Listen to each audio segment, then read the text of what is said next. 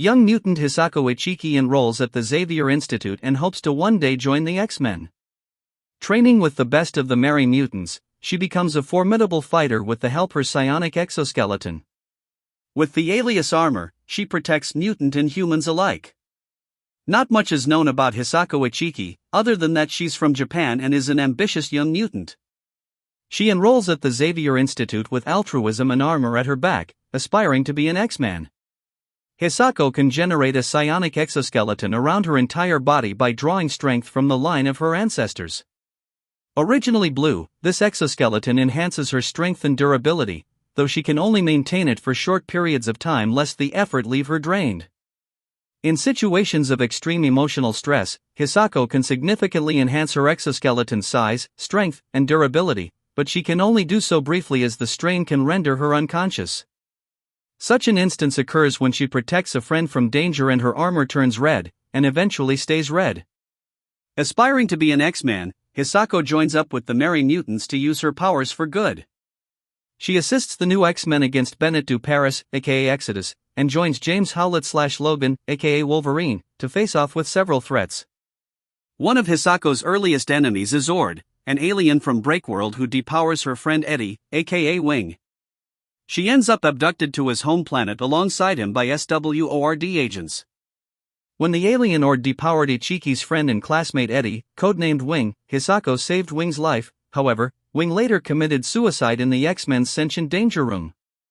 This act liberated the room's sentience from its programming, and, after Hisako found Wing's body, the room known as Danger briefly terrorized the students and teacher Kitty Pryde using horrific holograms. When the Mad Wanda Maximoff, aka Scarlet Witch, depowered most mutants on M-Day, Hisako was among the few mutants who retained their powers. She then participated in a battle royale with fellow students to determine who would join the new X-Men class but failed to be chosen. Nonetheless, she remained at the institute and was among the students menaced by Belasco. Hisako also helped the new X-Men, Kitty Pryde, and Pyotr Rasputin, aka Colossus, battle Exodus acolytes, clashing with the similarly powered Carmela Onushin. Later, she saved fellow student Blindfold from a feral beast and then opposed both Ord and Danger alongside Wolverine. When the X-Men, Ord, Danger, and Hisako were abducted by SWORD agents and taken towards home planet Breakworld to oppose their intended destruction of Earth, Hisako crash-landed on the planet alongside Wolverine, who appointed her a member of the X-Men. Taking the codename Armor, Hisako helped the X-Men save Earth. After returning home, Armor joined the new X-Men's attack on the Purifiers, encountering Yuriko Oyama, aka Lady Deathstrike, and her Reavers. After Julian Keller, aka Hellion, was fatally injured, the new X-Men members were separated.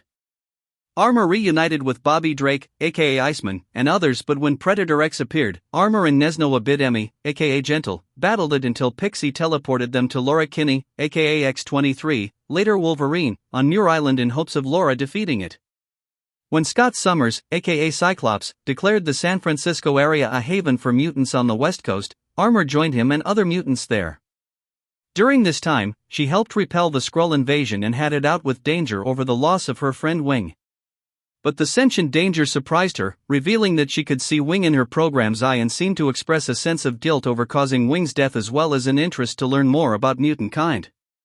Surprised that Danger showed emotions, Armor realized she was a mutant as much as she was and let her guard down. She offered to help Danger understand mutants better. While she was training with Wolverine, her exoskeleton increased in size to a degree not seen before.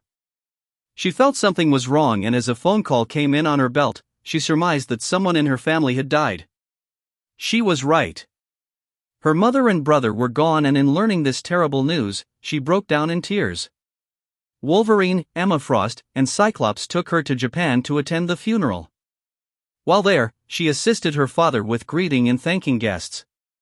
Struggling with guilt over the fact that she wasn't there to protect her family, she left and discovered that her ex-family was being attacked by the gigantic alien Fin Fong Foom, who was being controlled by Mentalo, and departed to meet them.